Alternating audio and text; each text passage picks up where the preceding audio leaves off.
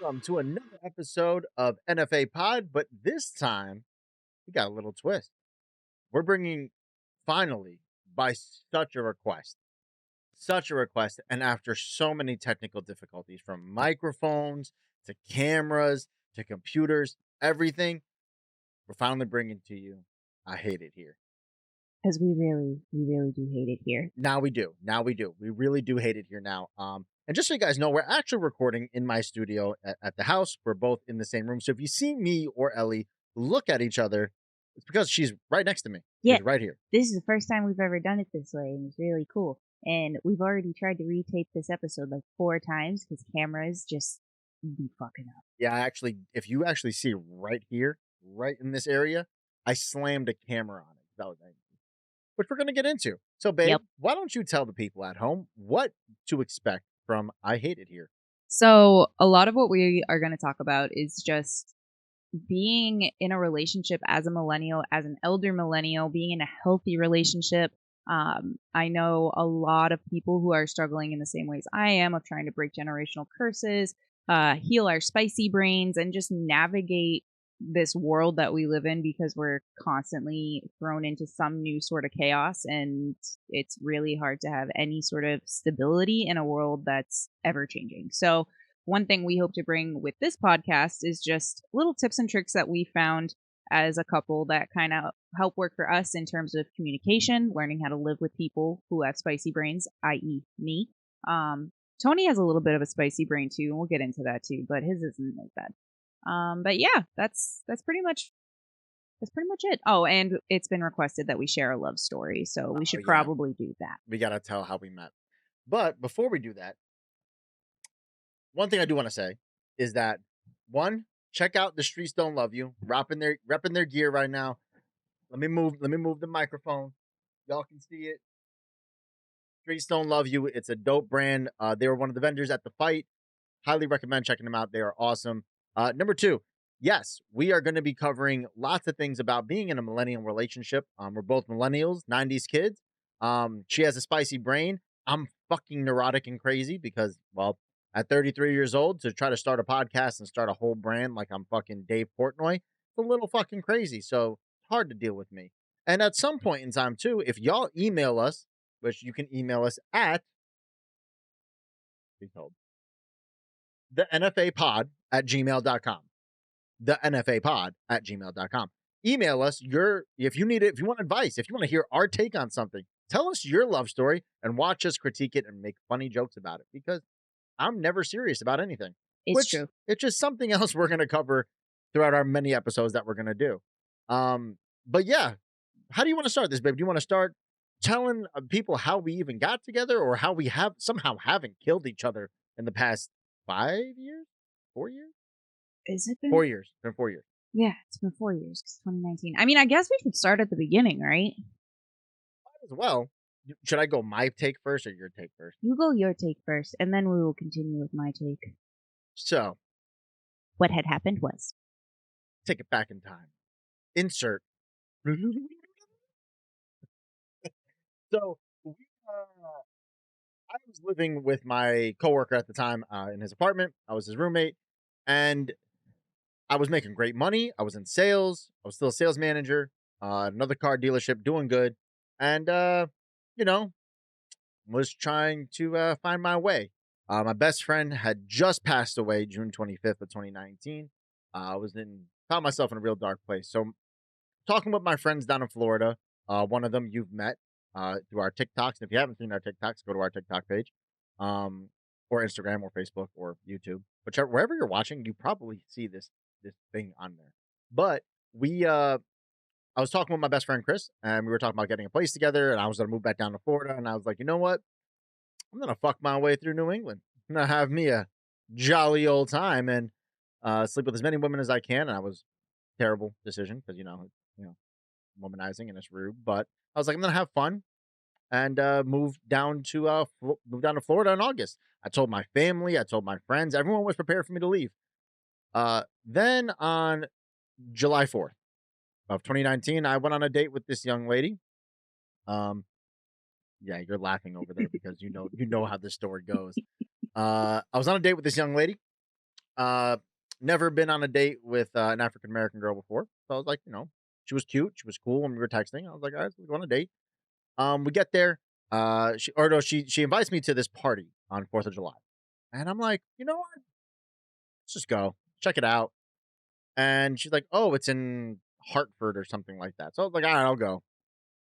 She forgot to mention it was in a crack house. People were doing cocaine in the kitchen. I'm pretty sure somebody shot up Just a heroin. little booger sugar? A It little was, bit of cocaine never hurt no one. uh, yeah, it did. Killed a lot of people actually. Don't do drugs, kids.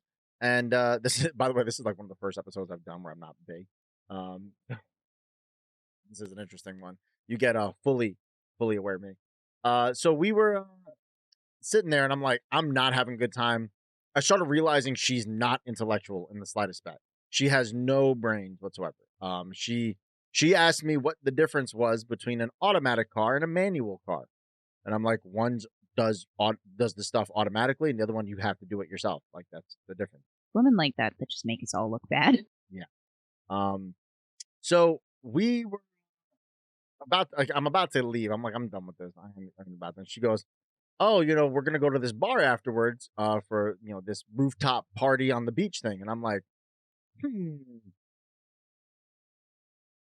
son of a bitch, I'm in, and He so calculated the probability of getting his wiener touched if he went to that party, and that's why he said he was in. that's accurate. And she goes, well, I'm bringing, is it cool if some of my friends come? So I'm like, of course, I don't care, whatever. So she showed, I was like, who are they? Give me a little insight.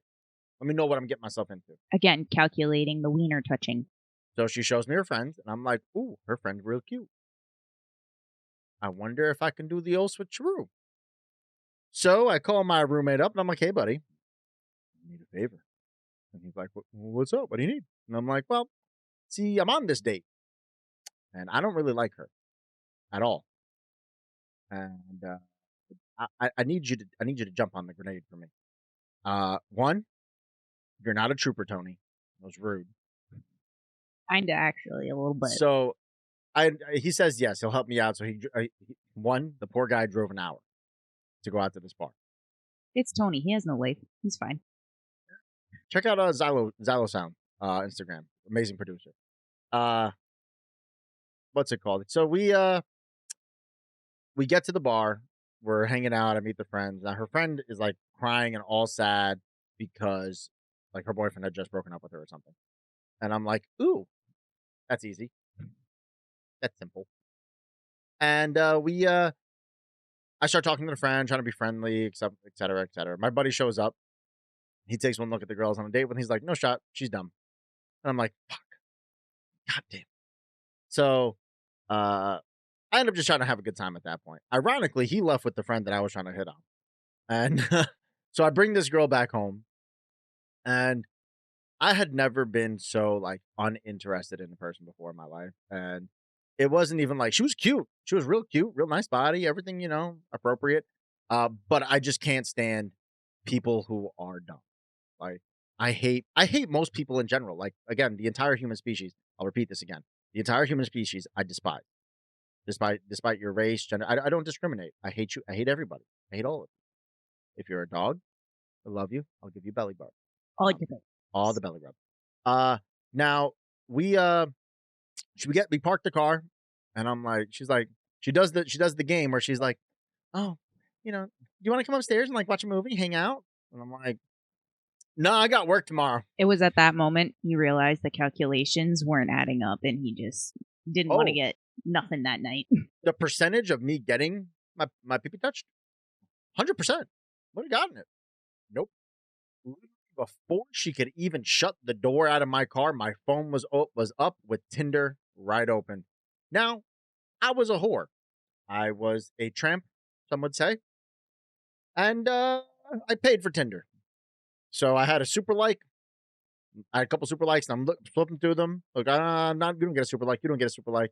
I come across little this little blondie cutie with a puppy in a picture, and she says in her bio, "I make inappropriate dick jokes at inappropriate time." So I super like her. The next morning, I wake up and she likes me back. 4 years later, here we are. Yeah, that's pretty much how it happened.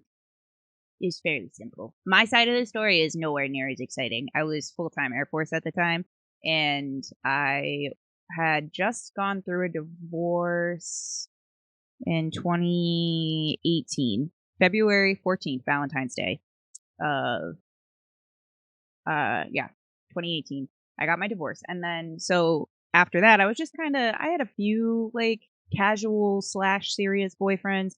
Dated a felon while he was in prison. I was a prison wife. That was interesting. It was even more interesting because one of the guards I hooked up with while being a hoe was also at the prison. It was a whole thing. Anyway, so yeah, I was full-time Air Force, and I was just kind of doing my thing, trying to have like a hot girl summer. And then 4th of July happened, and I was out in Western Mass, which is where a bunch of my friends live, and we were hanging out for the 4th of July. And I also paid for Tinder because I am a trollop. So I opened up my phone at the end of the night. I'm in bed snuggling with my dog, and I see this face. And That's me. Yeah, it's him. And then I look, and his bio says, "If you like Chipotle and dad bods, swipe right." And I was like, I like Chipotle. She loves Chipotle. Love Chipotle. Honestly, I'm pretty sure if like Tostitos could sponsor someone for life, it should just be me because it's all I eat. So I looked like a massive Guido back then. Oh my god, it was such a. I swiped on him, and as soon as I swiped, my girlfriend goes, "Are you sure he doesn't like boys?" And I was like, "I don't know. We're gonna find out, though." So as y'all know, I'm bald. I apologize for the hairline. I haven't shaved. I'm working on it. I also didn't have a porno stash. So I looked like a well put together young man. This was me back then. Metro AF. If y'all see this, would y'all swipe right? That's the question. This was my profile picture back then. And yeah, so that was that story. And within 5 minutes of meeting each other, so fun fact, we talked for about 3 weeks. Yeah, it was about 3 weeks. We were that stupid couple too that like every single night we fell asleep on the phone with each other. So corny. You know, but we were still convinced that we were just gonna screw and call it a day. Like it wasn't until like that day. Yeah. And the irony of the whole thing. I took this photo July 4th, 2019 at 5 p.m. before I went out. And that was the picture. And that was the Tinder picture. You're the Tinder swindler. And on swindler. July 11, 2019, I saved my first photo of my future wife. Mm-hmm. That's her.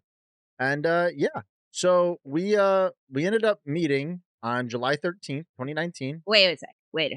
To preface that, ladies, we are all here for the being trollops, having a hot girl summer, meeting men on the internet. We love that. But what we don't love is getting unalived by the men we meet on the internet. So I made him come meet me. So I was living in Cape Cod, which is like, if you look at Massachusetts and you see the arm, I was here at the elbow. And so he lived in Connecticut, which is kind of like the armpit of Massachusetts. So it's like a 2-hour drive. I made him drive all the way up to Cape Cod to take me out on a date. And he wasn't going to be allowed to stay at my house because I lived with a roommate and I was trying to make sure she didn't die. Because I knew that my taste in men was awful and that I had a history of dating crazy people. So I didn't want to bring a crazy person to my roommate's house because then he would know where we all lived and our dogs would be in danger. So yeah, he drove 2 hours out, got a hotel room so he could put himself up for the night, whether it didn't matter how the date went at that point, because you were going to get laid regardless, so that is what it is. But yeah, I got a really nice hotel right on the water, right down the street from all the restaurants and stuff. And I got there, packed them. Like I left work early that day. I remember my coworkers going, "Go get your pee-pee touch." And I'm like, "You guys are the best, thank you." And yeah, so we finally met up, and literally, I'm like looking at my phone. I'm like, "Where is she? Where is she? Where'd she go?" And then I look up, and there she is. And within a second, I just grabbed her face and kissed her. Yep. And then 5 seconds later, we were banging. Yep, my pants were off. And then 5 minutes after that, And then went to go 5 minutes after that, he bought me tacos. Yeah. And then asked me to be his girlfriend. Well, I didn't ask her, I told her. Yeah, that's pretty much how that I went. was like, "Yeah, we're dating now, just so you know." And I was like, "Oh, you gonna keep buying me tacos? Okay." Pretty much, and I still buy her tacos today. Yes. You've been slacking on the bringing me Chipotle cheese, though. Yes, Chipotle has been a slack. I have not been going to Chipotle a lot. You go during the week when I you're at work. You're such a liar. Don't even try. I see the credit card slips, bro. I go once every, like, 2 weeks. Lies. Every time I ask for Chipotle, you're like, "Oh, I had that for lunch." It's like every 2 weeks. You just so happen to ask the day I get it. That's the problem. But yeah, so that was how we met.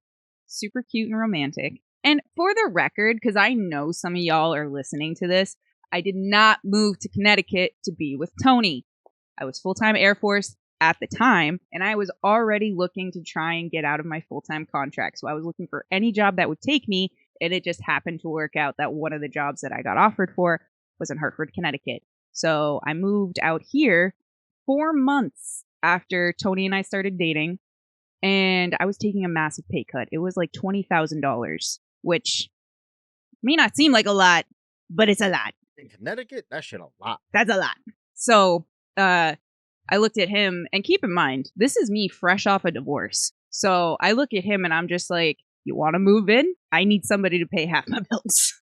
Much. And that's kind of how this all started. And then ironically, COVID. literally 6 months later, COVID happens, and Then we were locked Well, in a tiny actually, apartment together for before years. before that, before that, we had just moved in together.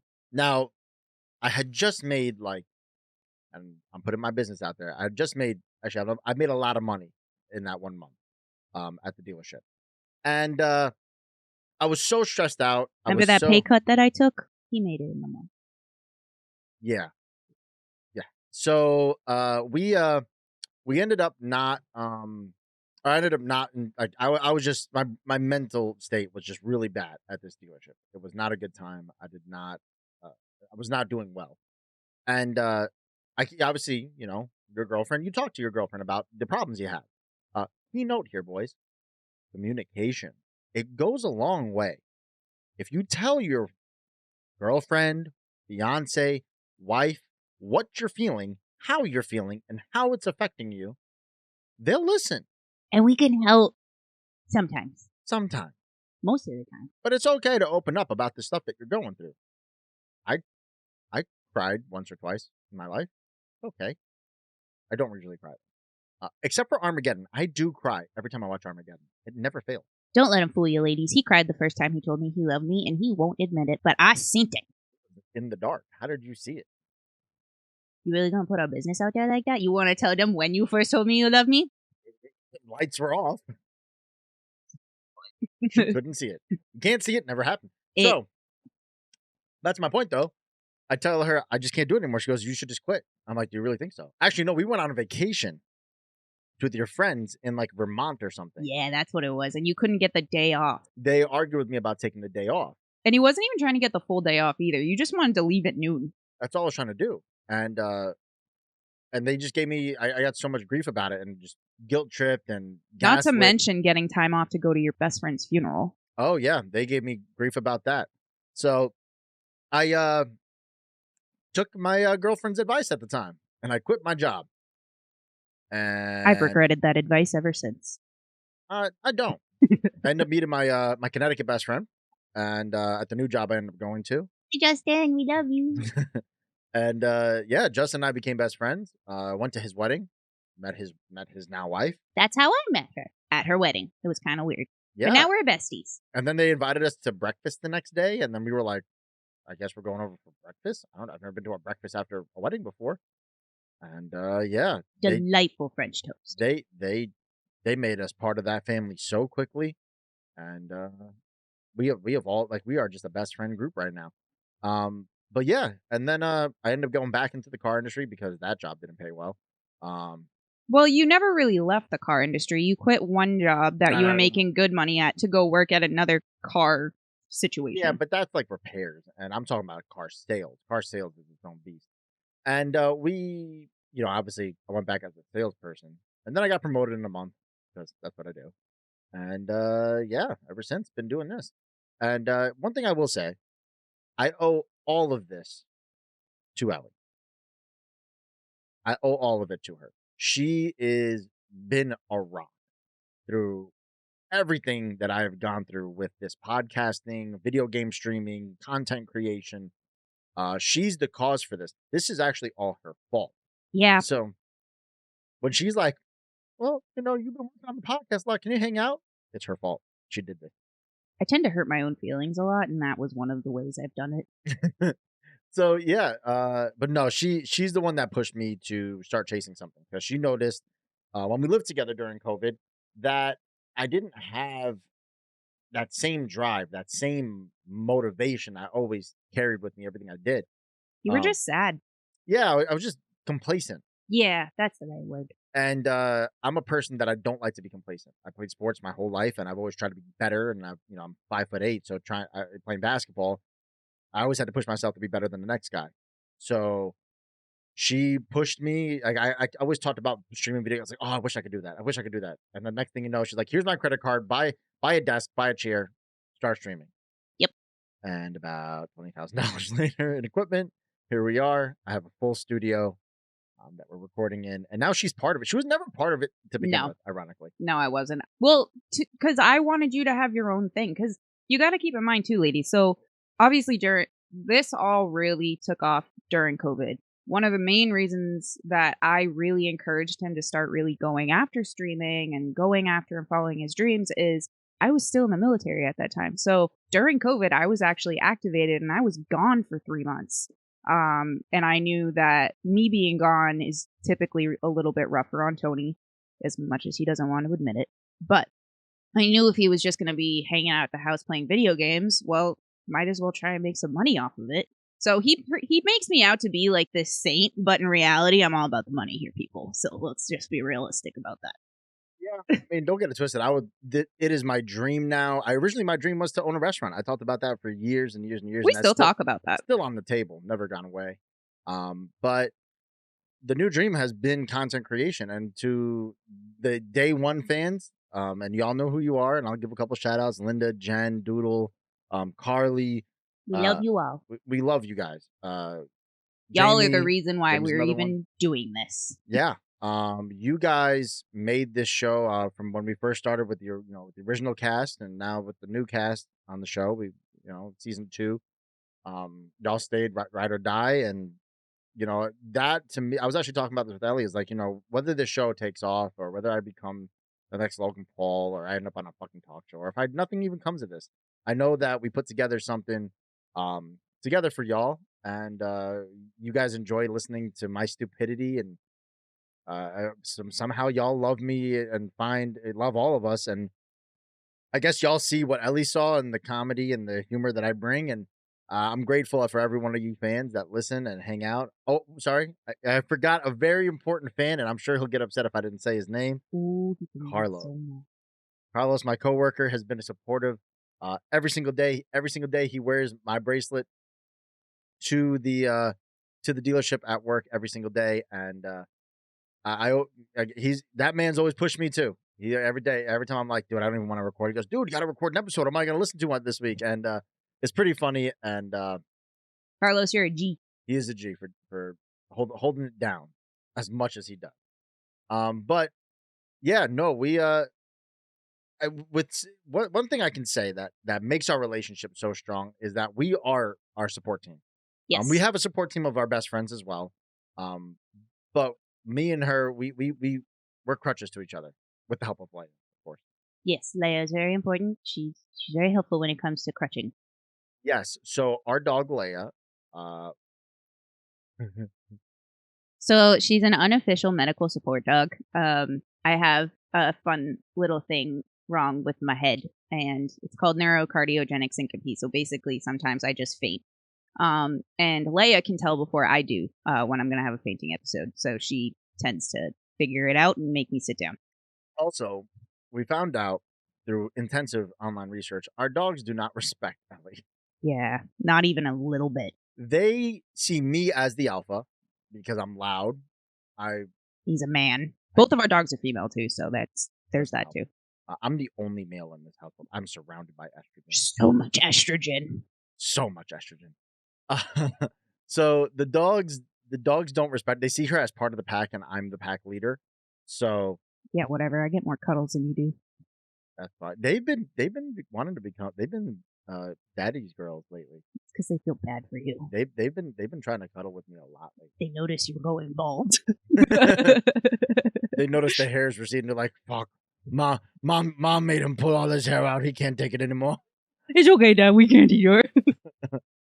But no. So I have to say one of the things that helps with millennial relationship. I mean, it is so ridiculous. It's our dog. Our dog. Even when we find ourselves even in like the like we're screaming at each other. Like we get into those fights.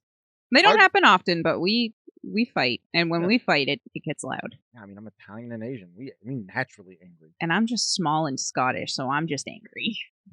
You grew up in a cult. You're Filled with rage.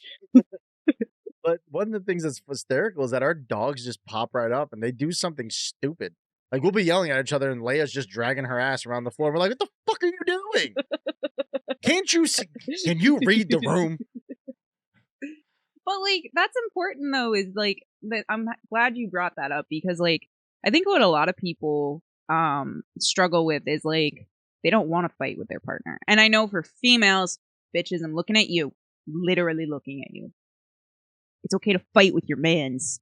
Just don't be disrespectful when you fight with your mans. That's like the biggest thing. You can fight with your partner all day long, but the moment you cross over from fighting and having like an actual conversation that you're trying to work something through to being disrespectful, that's when you got to stop. And guys, and same thing for guys, when you're arguing with your girl, no need to get personal. No need to take shots. Gaslighting doesn't get you anywhere. No, They really don't, because no matter what you think, your girl's smart. Your girl's probably smarter than you, bro. So, we've dealt with your kind for years. exactly. And we're a dumb breed. Like, bruh. Like, Y'all we're are stupid. You're simple creatures. We are simple. Give me a cheeseburger. Give me some fucking boxing or basketball or football. And rub his belly a little bit before he goes to sleep. If you're bald, the little head scratches goes a long way. Goes a long way. But in the same testament too is, again, it all comes down to communication. If you tell your girl what's going on with you, there's a good chance that she's just gonna leave you alone, let you do your thing. There's so many times, like if I have a bad day at work, Ellie tells me straight up, "You go in your office until you relax." Yep. And then I tell him to meet me upstairs without his pants on. And that is how we fix the problem. Yeah, usually how it goes. Yep. And also, guys, like it ain't gonna kill you to take care of yourself. For real. Like shower at least once a day. Fucking learn how to cook. Wipe your ass. You might think that is don't look at me like that. I see you looking at me. Do you know how many female friends I have that go to wash their man's clothes and there's just streaks? That's nasty. Wipe y'all's Get asses. up a day, bro. It's 2023. Wash the crack. It doesn't take that much extra effort. And I gotta say, like one of the things I pride myself in is cooking. I love to cook, and I can't tell you how many guys I know It doesn't take that much to cook, bro. that don't know how to cook. Like just basic stuff. Like they were like, "Oh, I can make mac and cheese." I'm like, dude, learn how to make a pasta sauce. Learn how to make a fucking chicken and broccoli. Learn how to make I know how to make a lot of Filipino food. That's just because I'm learning. and we taught her. We teaching Ellie. And guys, if you are in a biracial relationship, and That's going to be a whole extra episode. that's a whole extra episode. But if you got yourself, one of them Caucasians, and they don't know that seasoning, Don't. You know what? I made you dinner. I'm not sharing. I'm in danger. For the record, ladies, I know what seasoning is. He just doesn't like white people food. Which is fine. Most white people food sucks, but I church it up. When we first started dating, I didn't really cook a lot because I was hoping you would just do it because your food tastes better than mine. And any food that I don't have to make myself is automatically better. And that is how I gained 15 pounds in the first year we were dating. When you started cooking, then I gained 25 pounds. Yep. But now we're both losing weight. Down 25 pounds, baby. Be strong. Be strong, looking good. Have depression. So, to touch on that though, one of the things that I can say is that dealing with somebody who has who's dealing with mental illnesses and dealing with those spicy thoughts, as a guy, it's hard because naturally we are taught our whole lives to try to fix things, try to be a solution to the problem, or try to find a solution. It's not needed. You don't need to find a solution. Sometimes you just got to be a shoulder to cry on. You can think of the solutions all you want and then secretly try to implement them because I promise you, my guy, my dude, you try to fix it, she just gonna get angry at you. It's And you true. don't need that. Because the problem is, a lot of the times, especially when you're dealing with somebody who does suffer from anxiety, depression, OCD, PTSD, all of the acronyms, they most of the time when we're having a mental breakdown, we're not looking for you to solve the problem. We just want you to be there to listen. Although I will say, you have this technique that's super helpful sometimes for when I'm anxious. He makes me list all the things I'm anxious about, and then he'll ask me, do we want to think of solutions for this, or do we just want to vent? And 9 times out of 10, we usually come up with the solutions kind of on the spot, and then I feel better. And it's nothing that I haven't already thought of before, but just knowing that I can go to my partner and have that conversation where we can work it out together, and just being able to verbalize it goes a long way in being able to make my brain stop going in swirls. Exactly. And a lot of times, honestly, you just gotta slow down in the moment, guys. You just gotta chill out. Um, Always have chocolate ready. I don't Um, like chocolate, and you never have it ready. just have snacks. I like popcorn. He usually has Chicken popcorn. tendies. Like my guy, your girl sad. Come home with some Applebee's chicken tendies, bro. No, Chili's. Applebee's, Chili's, wherever. It's Even McDonald's. Chili's. Like at first, it was McDonald's nuggies. Nope, never liked McDonald's You nuggies. did? No, I never did. I just ate them because I wasn't trying to be rude. Oh, the truth comes out, I don't like McDonald's chicken nuggets. They are not the superior ones. folks. This is the first and last episode I hate it here. I'm getting a divorce. The marriage is over. Well, My life is a lie. I beat my last record. Taking all the light bulbs. All the light bulbs in the house I own. It's Mine. true. They're all smart bulbs. Taking them all. Take all the goddamn Alexas too. I hate those things. Even Alexa. She's my spy. We're friends. Alexa, thank you for all you do. See, she's going on a whole sentence here. But no, seriously, guys. When you're dealing with somebody with those kinds of thoughts and stuff, it's just best to just. Again, some of the techniques I use. I try to just find a show that's lighthearted or something that she likes. Like it depends how bad it is. Like we watch a lot of horror. Sometimes I just put a horror show on, horror movie on, and it just takes her out of that reality. Now, guys, for us, we got video games. Like like the way I escape reality, I play Call of Duty every single night. That's what I do. I play Call of Duty. I play horror games. I play all these things. I do editing on the podcast. We have our own shit that we always do. Some guys got the lawn. Some guys got their basement, their fucking puzzles, their models. It's me. I'm the guy. I have the basement. I have the lawn. I have the house. So, but like some guys have those kinds of things that they just do, where their ladies don't. A lot of the ladies don't have those kinds of things.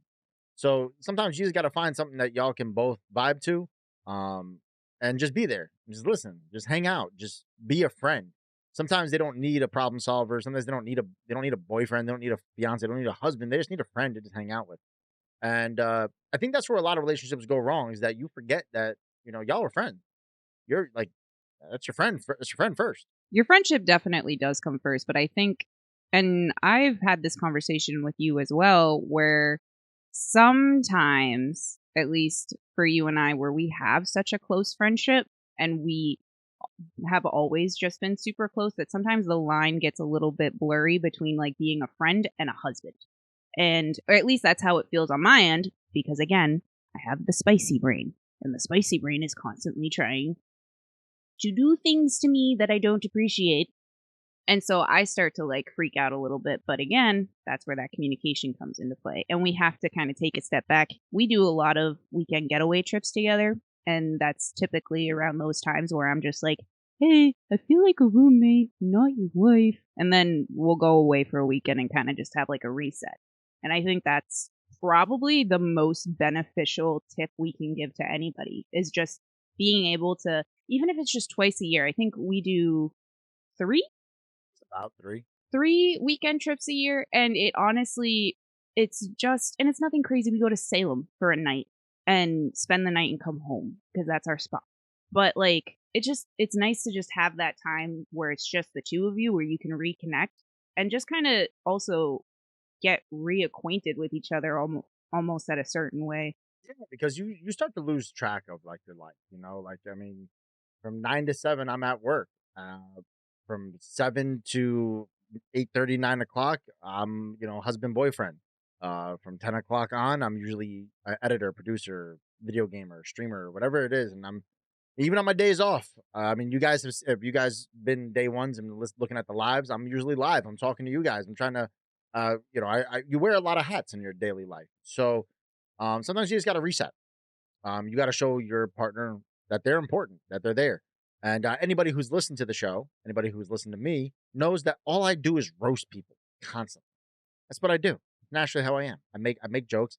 Me and Carlos inadvertently came in the I went into the office today, and we were just talking. I just go, "Hey, why does the new kid look like this?" And he goes, "He looks like this." And then we just kept making. We were just roasting this poor new salesman, and he had no clue what was even going on. I had to walk out because I'm like, "Bro, we're gonna go down a rabbit hole that's just not nice."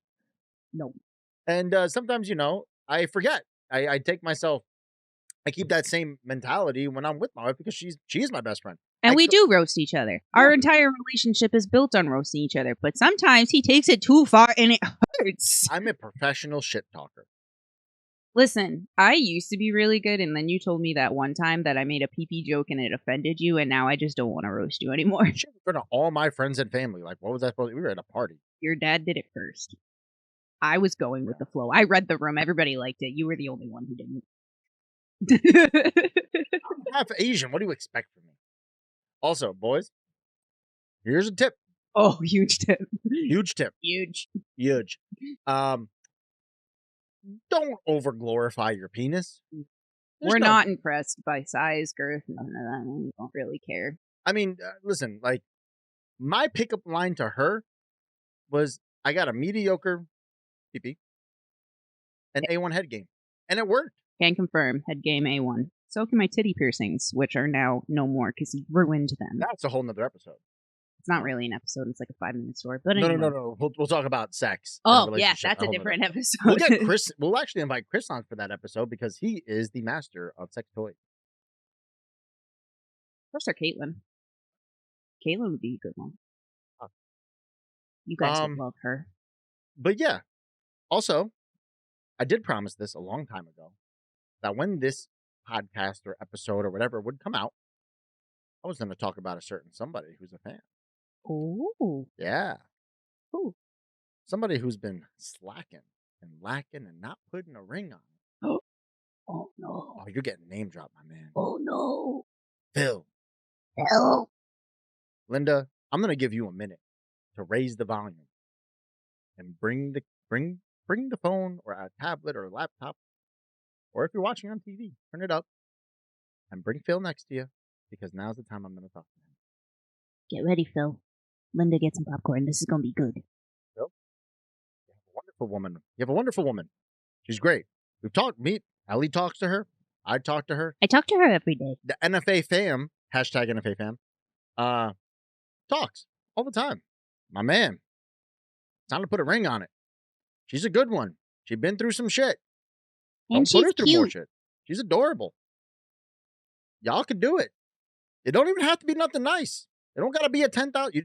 That whole saying where he's like, there's got to be 30% of what your yearly income is. Fuck that shit. He bought me this one. Oh, you can't even see it. This one right here.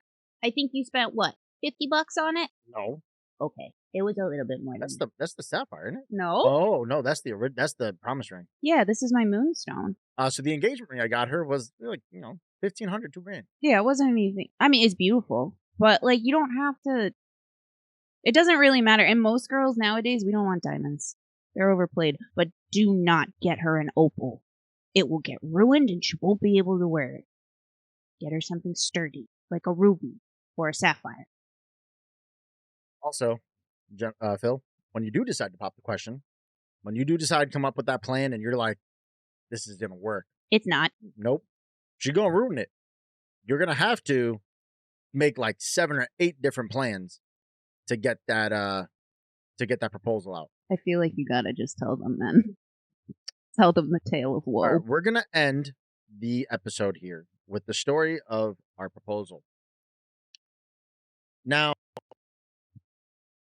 with this proposal, I had originally planned to go, we originally planned to go to Montana for a trip. We planned it for a while, and it was like a year-long planning of this trip. Yeah. We were supposed to go with a bunch of my friends from the military, and it was going to be a great time. We were going to go see all the national parks, going to go hiking. It's going to be absolutely beautiful. And so what I did, I was like, oh, I Googled where the place was. It was like Glacier National Park or something like that in Montana. I was like, this is beautiful. And I was like, this is the spot. This is the perfect spot. I asked Ellie's sister for permission. I bought the ring, ironically, a Montana sapphire. I'm like, Montana sapphire? Montana. He didn't think of that himself. It's the same ring I sent him multiple times. Okay, well, she sent me rings. Also, yeah, ladies, send your guy the ring so they know what the fuck to get. Yeah. It's hard. And yeah, so we were supposed to go to Montana, and the week of the trip, Montana caught fire. Like the whole state. Yep, the whole state caught fire. So didn't really have a plan backed up at that point in time. And I'm like, fuck. I requested the time off. I had this whole thing ready to go. And yeah, no. It's on fire. So I'm like, obviously, she had no idea what was going on. I was just sad that I wasn't going to be able to go pet bison. She was extremely upset.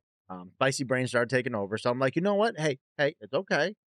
Why don't we make the best of it and do a trip anyway? We took the time off. Let's go somewhere.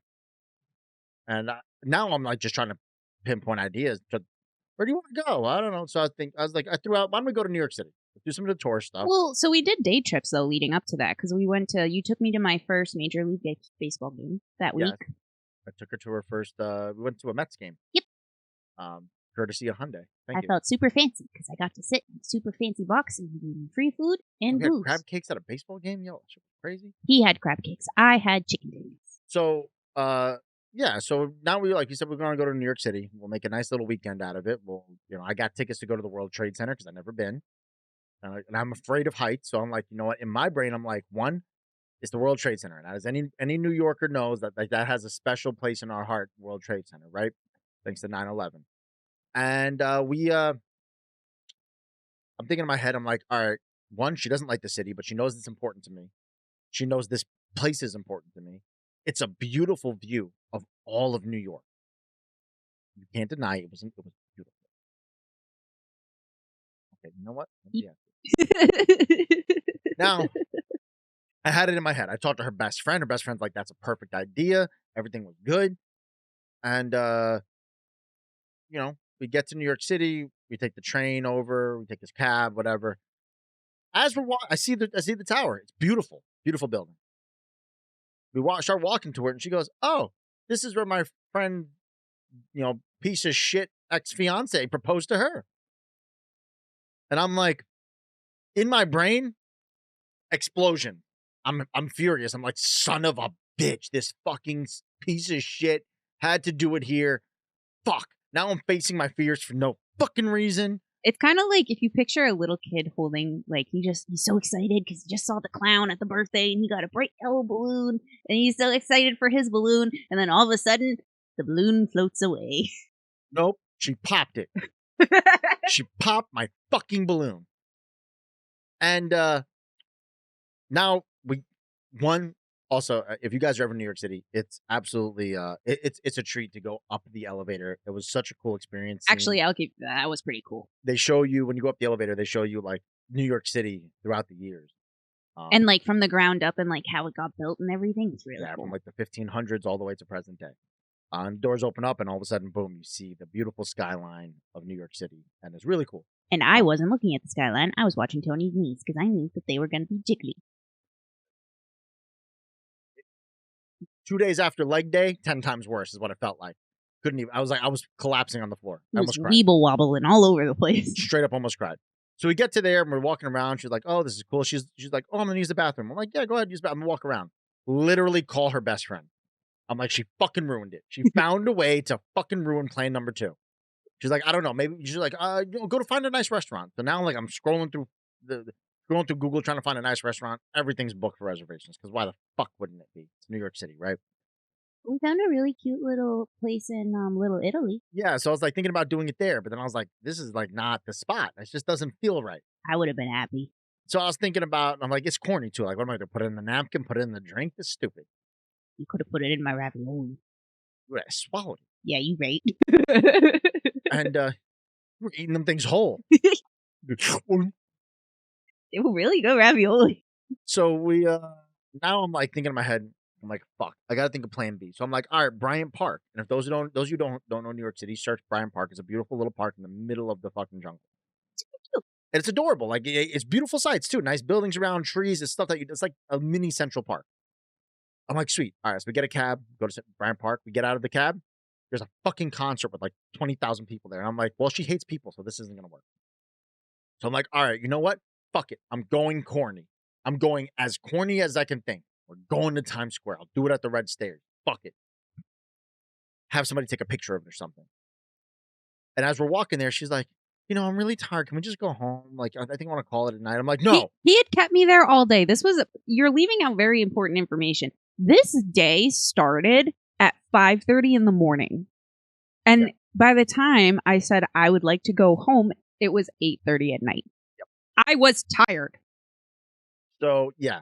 And I walked all day long, and my fingers were the size of sausages because it was so hot outside that I was retaining all the liquid. It's true.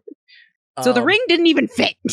You did have Hard Rock Cafe, though, for the first time. I did. And you enjoyed that. I did. And so now we're walking, and I'm actually looking at the pictures. Just so you guys see, this was the view from the World Trade Center. Absolutely gorgeous. And yeah, so now now I'm just like, fuck it. Like I gotta come up. She's like, I don't want to walk anymore. I want to start heading home. And I'm like, fuck. I'm like, Times Square is like 4 blocks away. I know it's far. We're closer to the train station than we are Times Square. And I'm like, all right. So like, she's like, can we sit for a second? I'm like, all right. We're outside of a Shake Shack. And some little like alleyway. It's weird. It was a cute little alcove. There was like cute little marble benches and like some cute trees and flowers. So we're sitting there. And I'm like, all right. I got no choice but to do it right now. I'm not doing it on the train. That's fucking weird. I'm not doing it at my parents' house to go pick up our car. That'd be weird. So I'm just like, you know what? I'm going to do it right here. Fuck it. And so I tell her, I'm like, I've been wanting to do this all day. That's not what you said. What did I say? You literally just pulled the ring out and put it in my general direction. You said nothing. I might have said it in my head. I think you started saying things because tell them what my immediate reaction was. So I thought I said I wanted to do this all day. And then I just grabbed the ring and I got on my knee. And her first reaction is, what the fuck are you doing? I like jumped and kind of ran away a little bit. She backed up. What the fuck are you doing? And now, defeated, beaten to a pulp. I felt like I had just done 12 rounds with Tyson. The punch to the gut that she gave me. As I'm sitting there stupidly like, I'm trying to ask you to marry me. I'm trying to ask you to marry me. That was literally what he said. I'm just like, what the fuck are you doing? And he was like, I'm trying to ask you to marry me. And that's where she went the typical, oh my God. I was like, oh, you're pretty, thanks. I think that's actually exactly what I said verbatim. Oh, it's so pretty, thanks. I was like, okay. So is that a yes? And so yeah, obviously she said yeah. Obviously. And now we're walking to the train station. Now she's in a great mood. She wasn't in a great mood before. Now she's in a fantastic mood because she's got proposed to outside of a Shake Shack. Pretty new ring. So she's I tell her the whole plan. I tell her everything that I was planning to do. He unleashed the fury of God, bro. I broke down angry. I broke down play by play of what I was doing, what was going through my head, and I felt like an asshole. And now she's like gathering why I was acting the way I was all day. Because I was like and I think so what should have given it away was the fact that you were drinking with me all day. Tony doesn't drink. Yeah, I was nervous. Yeah, and you were like, hey babe, let's go get a drink. And he was downing like Captain Cokes all day. Oh, I was so nervous. So I explained to her about the whole, World Trade Center thing. I was like, I was ready to do it at the top. And she was like, why didn't you do it? I'm like, because you said your friend fucking got proposed to up here and it was, he's an asshole. I don't want to do that in the same spot as him. So she was like, maybe it wasn't here. And I'm like, hold up. Hold up. I'm about to take this ring right the fuck back. What do you mean? What do you mean you might be wrong? So we call her. And she's like, first thing you know, she's like, oh my God, guess what? You're like, what? Oh, I got proposed to. Like, hey, hold on. More importantly, snatched the phone out of her hand. Hey, where'd that guy propose to you at? She was like, oh, that was in Chicago Another tall building. at the Sears Tower. Not New York. Not the same time zone. Not the same building. None of it. It was a major city and it was a really tall building. I got that much right. And I was ripped out. I'm like, are you fucking kidding me? He was so mad. So angry. Because of all places, that would be the best place for me, personally. For you, yes. Montana would have been a perfect place for you. I couldn't help it was on fire. That is true. And your initial proposal would have been the perfect Ellie proposal. Your initial plan. Yeah. And I would not have responded with, what the fuck is that? I had the whole plan. And I'll tell you guys what my plan was. Beautiful. So proud of myself for the thought of this. I was going to say, like, I know they had a big hike plan for some beautiful landscapes and stuff. It was like 6 miles. I know I had a beautiful photography camera. I was ready to go, and I was like, all right. The day of, I was gonna tell all her closest friends what my plan was, and I was gonna let them be all in on it. And I was gonna say, hey, can one of y'all take a picture of us? And funnily enough, one of the individuals who was going is a semi-professional photographer. Right? Like happy. It would have been it was good to go. Yeah. And I was like, all right, I'm gonna give y'all the cue. Like, hey, can y'all take a picture of us on this view here? And then I was like, oh shit, babe, give me 1 second. I gotta fix my shoe or grab something out of my bag. And she knows me. That's normal me. ADD. Just gonna be doing stuff. Or like, oh, I want to put my hat down. And I was just she was gonna be standing there, maybe overlooking the view, and I was just gonna do with my head on my ass, like it usually is. And then just gonna do the usual surprise her when she turns around. And all of a sudden all her friends are there, they're taking pictures, great time. But nope, she got Shake Shack. Got Shake Shack. We'll always have Shake Shack. And you know what? It's a way better story. Honestly, it wouldn't be us if it wasn't exactly like that. If you didn't ruin it multiple times, it wouldn't be an us story. It's true. I think that's how we end. Yeah, I think that's a good stopping point. We have plenty of more to talk about with you guys about relationships. So much more. And we want y'all feedback. So if when we start posting these TikToks, leave a comment. Tell us, do you, we'll make a TikTok right now. Do you want advice about relationships? Send us a question right now. Comment below with the question. Male, female, non-binary, doesn't matter. Send your questions and we will do our best to tell you how we would handle the situation. You can take our advice if you want or tell us to go fuck ourselves. Whichever works. And I'm probably going to make a joke about you or judge you severely. Females, I'm judging you. Yeah, we're just going to judge. It's okay though, because like I judge with love. It's all going to be in comedic fashion. It's 100%. But y'all, thank you so much for listening to our first episode of I keep thinking of Down the Rabbit Hole. I hate it here. Me too. And we are going to have so much more fun doing these episodes. We got plenty more guests and more random episodes coming out soon. So keep a lookout. Drop a follow, subscribe, the usual shit that every content creator says. But for now, I love y'all. Y'all the best. I'm Zaga. I'm out. Thanks y'all so much. Much love. We're out.